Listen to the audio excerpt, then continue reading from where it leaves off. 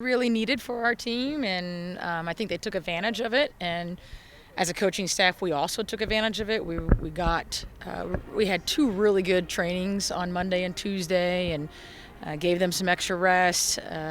Met with a lot of players individually in small groups, and so I think it was really productive off the field. And definitely the players needed some downtime and just a moment to process and refocus.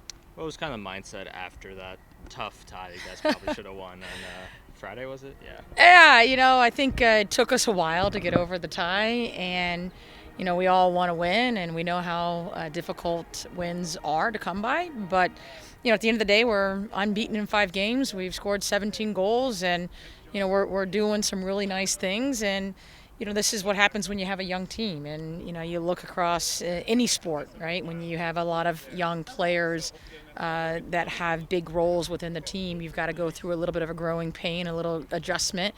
And so, we're happy with it. I mean, obviously, no one likes a tie, but we'll move on and focus all of our efforts to Buffalo. During this 9-day stretch, what have you guys kind of been working on, or as coaches harping on in practice? The Tuesday practice and Monday and Tuesday practice were good. I mean, we wanted to fatigue them a little bit. We worked them pretty hard. We focused on some balls in the air, some set pieces, some 1v1 stuff, some back to goal pressure.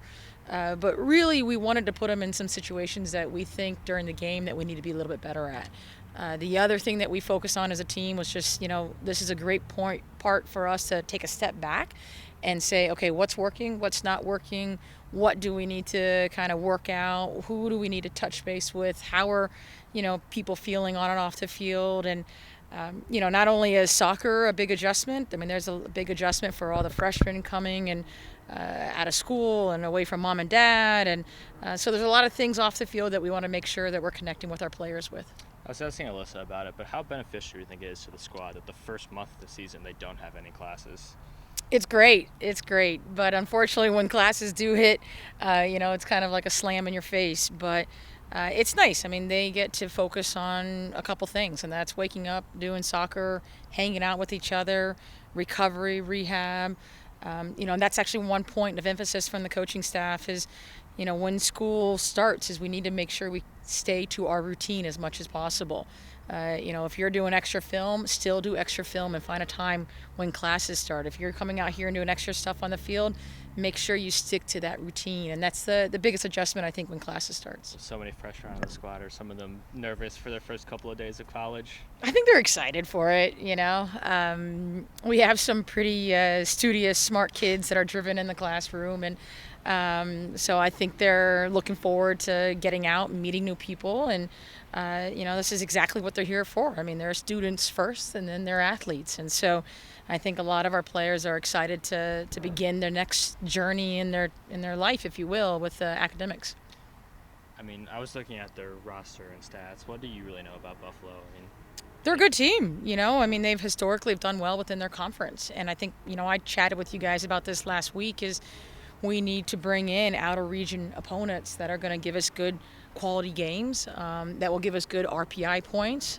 You want to find teams that are going to do well within their conference. I mean, that was, Furman does historically well within their conference, and Villanova has gotten into the tournament before. And so these are important games for us to be able to, end non-conference on a good note, but to really make sure that we come out here and set a tone. What's kind of your mindset going into face a team that you don't know too much about? You just kind of just focus on yourself? Absolutely. We have to. I mean, they're a good team. I mean, they play in a different system. They've got some good players, East Coast players, or, I'm an East Coast girl, so, they're not going to roll over. They're not coming across 3,000 miles just to say, okay, we did the trip. They want to come out here and play a Pac-12 team and win. And so for us, it's, yes, we need to focus on ourselves, but we also need to recognize that the opponent is a good opponent, and we've got to be able to solve some things that they do differently that we'll see within the Pac-12. I know this is a bit premature, but what do you want to see out of your squad on Sunday before conference play in Seattle?